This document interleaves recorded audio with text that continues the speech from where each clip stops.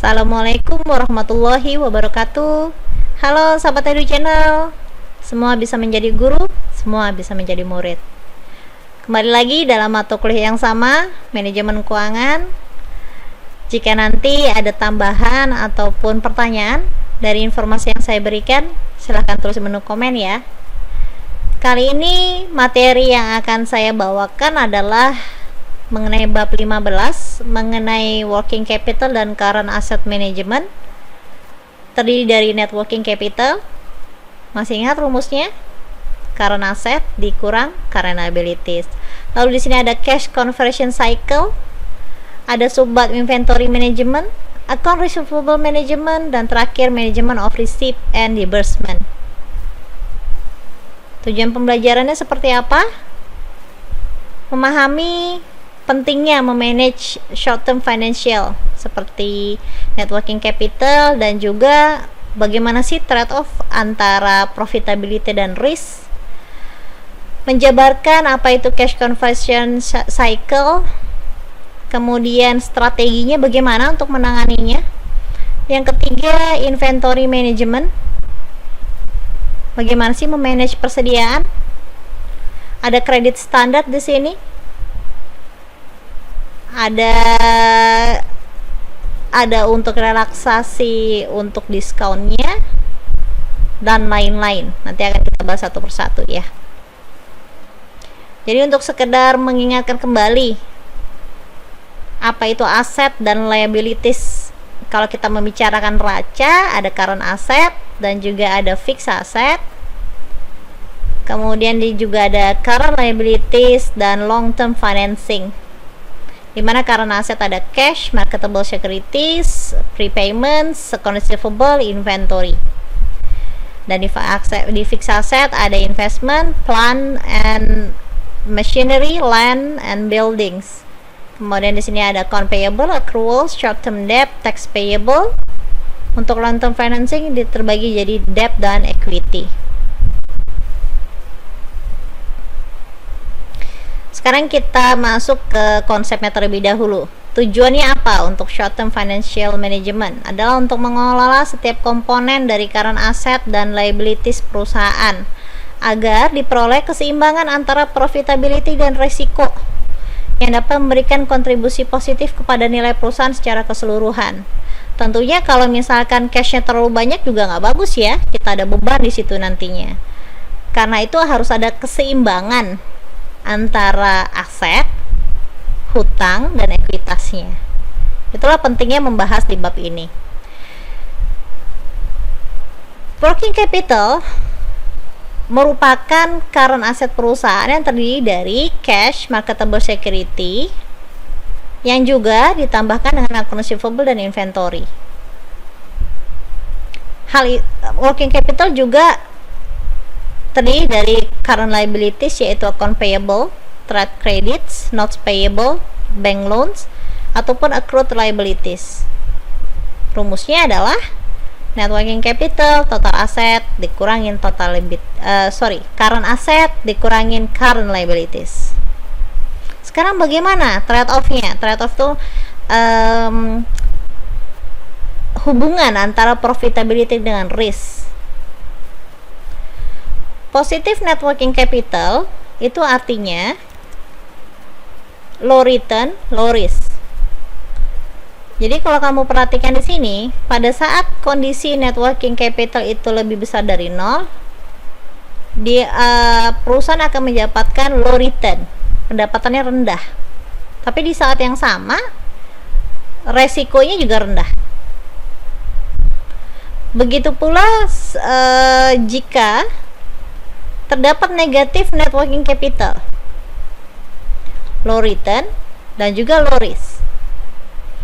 Jadi kalau negatif working capital seperti apa? Kalau kamu lihat di sini, current asset porsinya tuh lebih besar daripada current liabilities.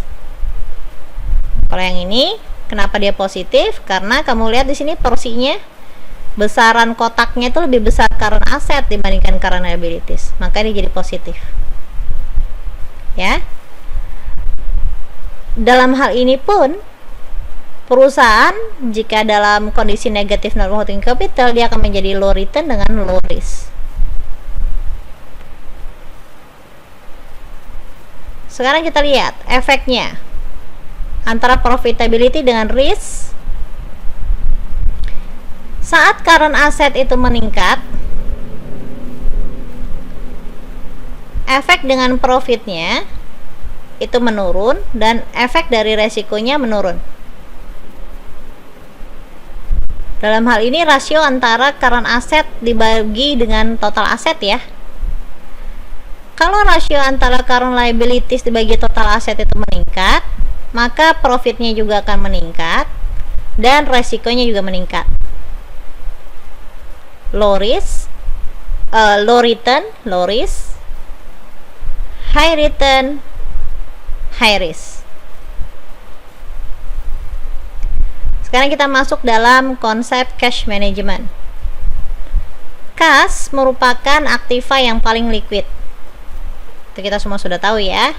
Yang bisa dipergunakan segera untuk memenuhi kewajiban finansial perusahaan. Oleh karena itu, perlu dilakukan manajemen kas yang efektif dan efisien sehingga pemanfaatan kas bisa optimal. Jumlahnya optimal itu maksudnya seperti apa? Tidak terlalu banyak dan tidak terlalu sedikit. Ada beberapa terminologi mengenai siklus waktu dalam perusahaan. Yang pertama adalah operating cycle atau OC. Adalah waktu yang diperlukan mulai dari pemesanan bahan baku sampai dengan pengumpulan piutang. Piutang adalah pihak lain yang berhutang pada perusahaan. Cash conversion cycle itu adalah waktu yang diperlukan antara pembayaran bahan baku ke supplier, jadi perusahaan yang bayar uang ke supplier, sampai dengan pengumpulan kas dari penjualan produk. Jadi dalam hal ini perusahaan bayar uang atau membeli bahan bakunya ke supplier sampai dengan produk tersebut jadi dan produk tersebut dijual dan perusahaan mendapatkan cash. Jadi itulah cash conversion cycle. Nah, ini perlu nih diketahui. Kenapa? Karena kita ingin memanage cash-nya, perusahaan ingin memanage kas-nya. Harus ada manajemen kas di sini. Itulah pentingnya kedua siklus ini. Oke, rumusnya bagaimana? OC adalah AAI ditambahin ACP, CCC adalah OC dikurangin APP, CCC sama dengan AAI plus ACP dikurangin APP. Ini saya sudah pernah jelaskan ini sebenarnya di video sebelumnya. Kalian nanti lihat sendiri ya untuk di video sebelumnya ya. Oke, sekarang bagaimana kalau inventory management? Inventory itu adalah persediaan. Persediaan itu apa? Bahan ataupun barang yang disimpan yang akan digunakan untuk memenuhi tujuan tertentu. Misalkan untuk digunakan dalam proses produksi atau perakitan, atau barang tersebut untuk dijual kembali, atau untuk suku cadang dari suatu peralatan atau mesin. Persediaan dapat berupa bahan mentah, bahan pembantu, bahan proses, barang jadi ataupun suku cadang. Perencanaan dan pengendalian persediaan adalah salah satu kegiatan yang penting untuk mendapatkan perhatian khusus dari manajemen perusahaan. Terjadinya kelangkaan bahan baku akan menyebabkan tersendatnya proses produksi. Sedangkan kenaikan bahan baku akan mengakibatkan naiknya ongkos produksi. Sehingga akan berpengaruh pada harga jual. Oke, jadi bahasa persediaan itu adalah intinya adalah stok perusahaan. Stok yang bisa digunakan untuk memproduksi atau barang-barang yang bisa langsung dijual. Klasifikasi dari inventory. 1. Raw materials, bahan baku yang digunakan untuk menghasilkan produk. Bahan mentah intinya. Work in progress. Work in progress adalah barang yang sedang dalam proses produksi. Dan yang terakhir, kriteria dari persediaan bisa jadi dia adalah finished goods. Barang yang telah selesai diproduksi tapi belum terjual. Teknik untuk mengelola persediaan ada ABC system. Dikelompokkan berdasarkan nilai investasinya. Ada EOQ model, mencari jumlah pesanan yang paling optimal dengan biaya minimal. Ada just-in-time system, meminimalkan persediaan dengan membuat barang pada saat dibutuhkan. Just-in-time ini biasa di sini yang umum dilakukan adalah di negara Jepang. Jadi dia hanya akan produksi kalau sudah ada order. Tapi di sini tentunya harus ada tingkat tingkat pekerjaan yang cukup disiplin ya. Jadi dia sudah harus bisa memprediksi dari pesanan itu terjadi, dia harus cepat segera memberikan ke customer yang ingin memesannya. Atau ada contoh computerized system for resource control atau MRP, digunakan untuk menentukan apa yang akan dipesan dan kapan melakukan pemesanan. Sekarang untuk di topik ini kita akan cenderung fokus ke EOQ model.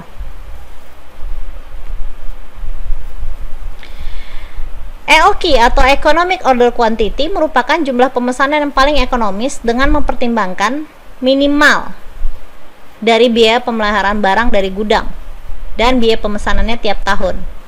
Jadi kalau barang numpuk berarti kan harus ada gudang dong, muncul lagi biaya. Itu harus diperhitungkan.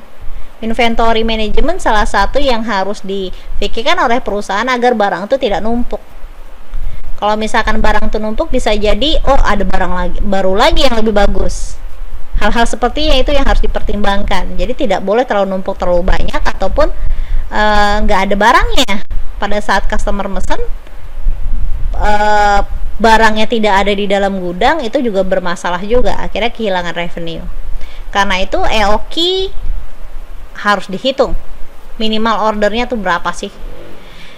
EOQ rumusnya adalah akar dari 2 dikali S dikali, ini rumusnya harusnya akarnya panjang ya, akar dari 2 dikali S dikali O bagi C. S itu adalah penggunaan kebutuhan dalam 1 tahun, O itu adalah biaya pemesanan, C itu adalah biaya penyimpanan selama 1 periode, Q itu adalah kuantitas atau EOQ-nya. Biaya inventory itu adalah biaya pemesanan dikali jumlah pesanan per tahun, C itu adalah biaya penyimpanan per tahun dikali jumlah pesanan dibagi 2, total cost itu adalah ordering cost ditambahin carrying cost. Safety stock, ini ada terminologi safety stock, adalah persediaan pengaman atau persediaan tambahan yang dilakukan perusahaan agar tidak kekurangan barang. Jadi ada batas minimumnya nyimpen barang di gudang. Reorder point adalah tingkat pemesanan ulang. Kapan, di waktu mana terjadi pemesanan ulang. Reorder point rumusnya adalah lead time dikali daily usage. Nanti di sini akan saya jelaskan di soal ya, agar lebih mudah lagi.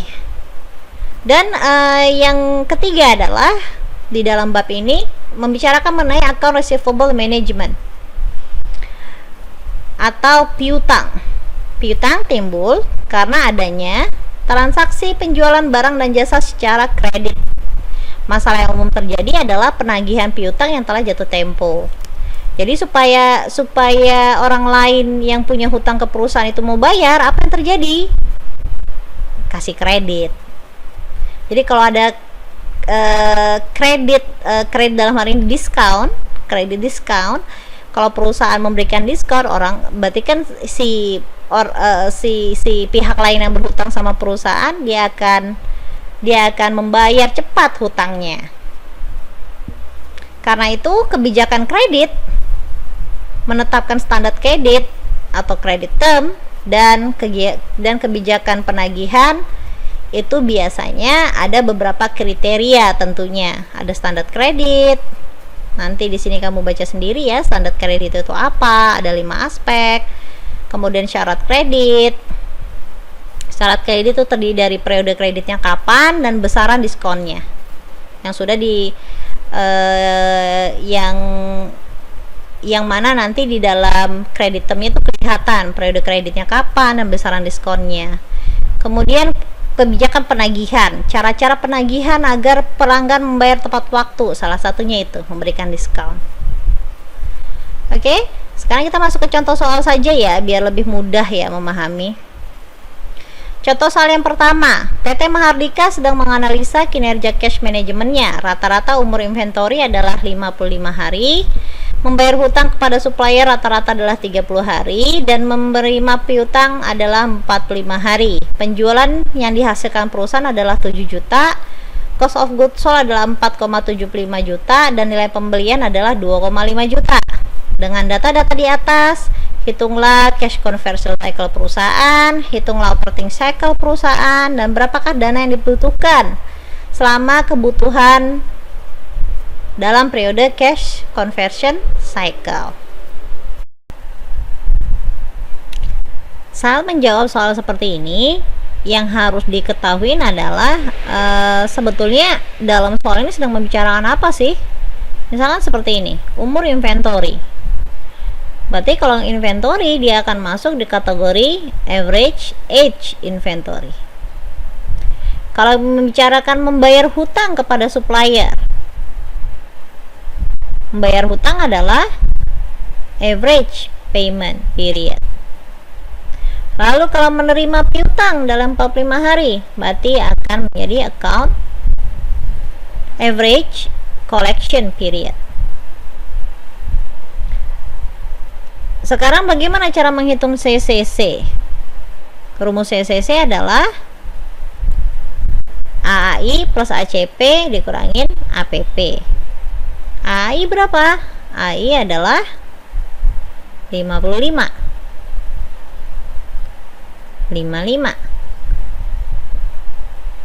ACP adalah 45 dan dikurangin APP 30. Berarti cash conversion cycle itu adalah 70 hari. Dari kapan? Dari perusahaan membeli bahan baku sampai dengan perusahaan menerima cash dari penjualan produknya dalam waktu 70 hari. Kemudian operating cycle perusahaan, rumusnya adalah AI plus ACP, dapatnya sekian. Jadi operating cycle, masih ingat arti dari operating cycle itu apa? Operating cycle waktu yang dibutuhkan dari melakukan pemesanan bahan baku sampai pengumpulan piutang. Jadi perusahaan itu keluar uang untuk beli bahan baku sampai dengan pengumpulan piutang, sampai bahkan uang lagi dari orang-orang yang berhutang pada perusahaan atau piutangnya. Ternyata 100 hari. Begitu ya. Kemudian berapa dana yang dibutuhkan untuk memenuhi kebutuhan selama cash conversion cycle. Jadi selama 70 hari ini perusahaan kira-kira perlu dana berapa sih? Tentunya terbagi dari 3. Satu inventory-nya, kedua account receivable, ketiga adalah account payable. Karena berhubungan tadi ya, AI adalah inventory, ACP itu adalah account receivable, APP itu adalah account payable. Karena payment average payment period. Nah, sekarang kalau inventory kira-kira kalau kita membicarakan inventory, yang mana yang akan kita ambil? Di sini ada 3 hal. Ada penjualan, ada cost of goods sold dengan pembelian. Menurut kalian akun yang berhubungan sama inventory itu yang mana? Inventory tentunya adalah cost of goods sold. Cost of goods sold ini adalah harga pokok penjualan. Karena itu kalau kita ingin tahu berapa biaya untuk inventory-nya, nilai cost of goods sold 4,75 ini 4.750.000. Sini ada kesalahan ya. 4.750 dikalikan berapa dia? AI-nya. AI-nya adalah 45 hari. AAI adalah 55 hari. Sorry. Sini adalah 55 hari. Sehingga didapatkannya berapa? Kita tinggal hitung ya. 4.750 4.750 dikali 55 dibagi 360.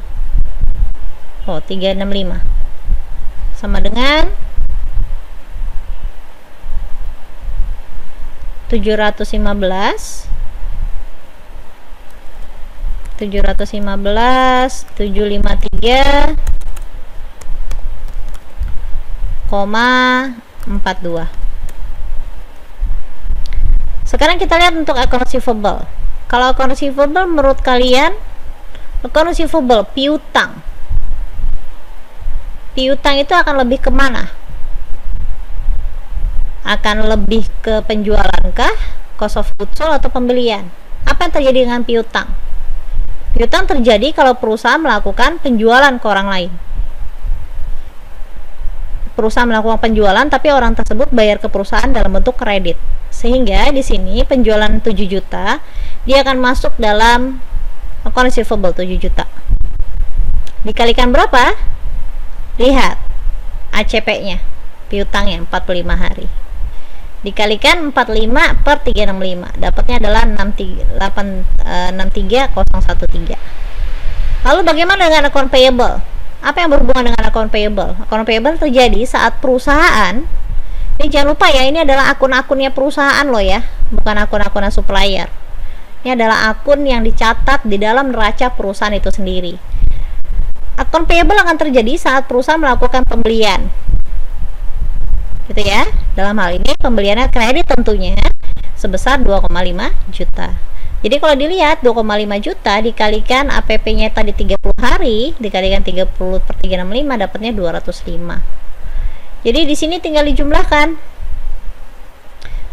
715.000 tadi ditambahkan 863.013,7 ditambahkan 205.479,45. Hasilnya adalah 1784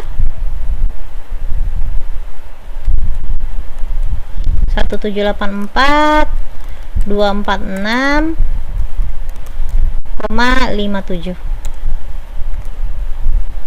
Jadi, berapa dana yang diperlukan perusahaan selama 70 hari selama cash conversion cycle? Perusahaan harus mempunyai dana sebesar, ini satuannya apa ya? Dolar. Oh, rupiah. Satuan rupiah. Berarti perusahaan harus memiliki dana selama 70 hari itu sebesar 1.784.246,57 rupiah. Kali ini kita akan membahas untuk yang contoh soal kedua. Kita baca soal terlebih dahulu ya. PT Pradana per tahun membutuhkan 600.000 unit untuk bahan bakunya dengan harga per unit Rp25.000. Biaya penyimpanan, jadi kalau barang-barang tersebut simpan, keluar biaya yang kita sebut dengan biaya penyimpanan atau carrying cost, yaitu adalah 30% dari harga bahan baku. Dan biaya pemesanan sebesar 7.500 untuk sekali pesan. Jadi kalau perusahaan ini melakukan pemesanannya terlalu sering, kena biaya nih 7.500 cuman sekali pesan, gitu ya. Waktu yang diperlukan untuk memesan pesanan sampai pesanan diterima adalah 10 hari. Jadi waktu pesanan cukup lama. Ini juga harus diperhitungkan nih, karena kalau permintaan dari customer banyak tapi barang yang nggak ada, harus hati-hati dengan waktunya ini. Oke. Dan safety stocknya adalah 5 hari. Pertanyaan A, hitunglah economic order quantity. Berapa sih quantity optimumnya? Berapa atau B, berapa kali perusahaan harus memesan dalam 1 tahun? Karena ada cost di sini tadi yang dulu 7.500. Harus hati-hati dalam memesan. C, hitunglah EOQ jika tidak ada biaya pemesanan. Apa yang berbeda EOQ-nya kalau tidak ada biaya pemesanan? Dan ketiga, tentukan reorder point. Kapan waktunya harus melakukan pemesanan kembali? Kita lihat jawaban yang pertama. Hitunglah economic order quantity. Rumus EOQ adalah akar dari, jangan lupa ya, akarnya sampai bawah ya, 2 dikali S dikali O dikali C. Kita lihat lagi rumusnya.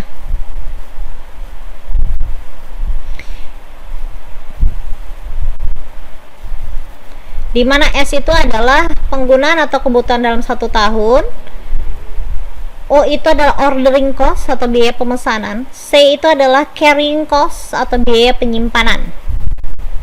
Kita lagi soalnya. S, kebutuhan dalam setahun. Yang mana kira-kira? 600.000. Kan perusahaan mesen bahan baku tadi membutuhkan 600.000 unit. Kemudian ordering cost-nya itu adalah yang 7.500, kena biaya pemesanan, dibagi dengan C itu adalah carrying cost.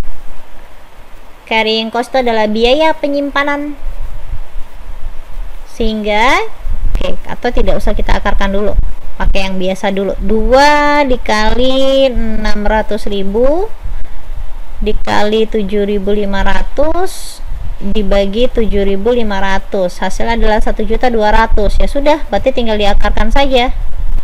1.200.000 diakarkan.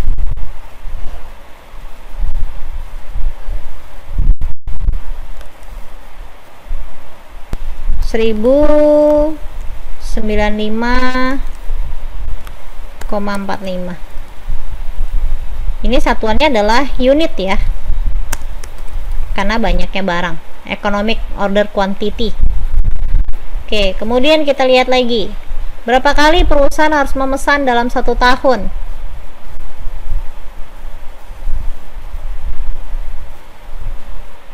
Oke, jadi berapa kali perusahaan harus memesan? Karena di sini adalah kebutuhan perusahaan adalah 600.000 dan nilai quantity optimal yang harus dipesan oleh perusahaan adalah sekitar 1095. Maka pemesanan perusahaan dalam 1 tahun itu akan menjadi 600.000 dibagi 1095,45.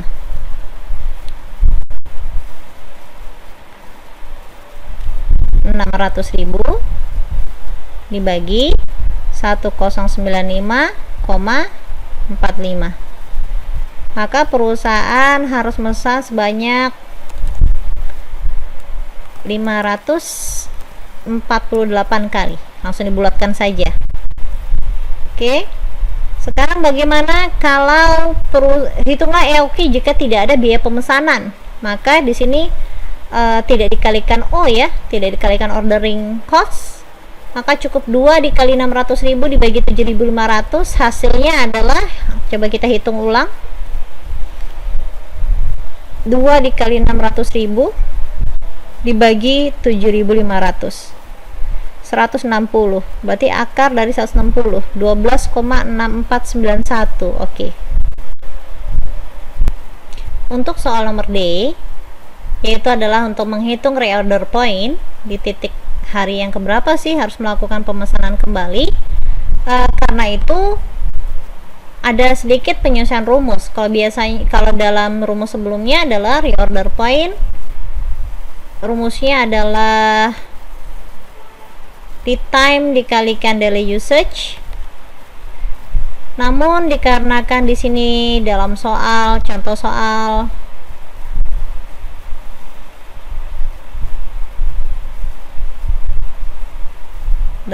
soalnya lead time di sini adalah 10 hari. 10 hari ini adalah lead time, waktu yang diperlukan untuk melakukan pemesanan, namun ada safety stocknya, sehingga rumusnya akan disesuaikan, yaitu adalah daily usage dikali lead time ditambahkan daily usage dikalikan safety stock. Nah, sekarang harus tahu dulu kebutuhan hariannya perusahaan. Kalau di sini kebutuhan perusahaan adalah 600.000 unit ya per tahun. Jadi kalau kebutuhan hariannya menjadi berapa? Menjadi 600.000 dibagi 365. Karena kita perlunya adalah daily usage, kebutuhan harian.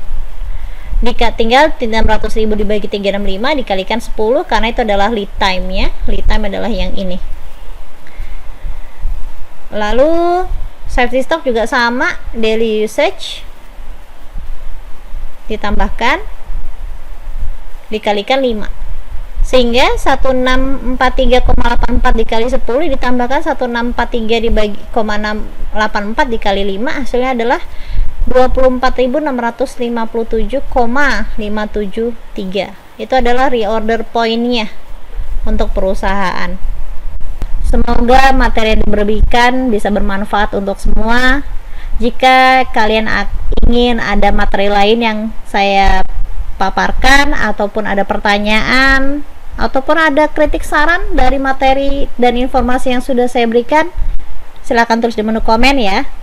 Saya Faiza Shihab undur diri dulu. Wassalamualaikum warahmatullahi wabarakatuh.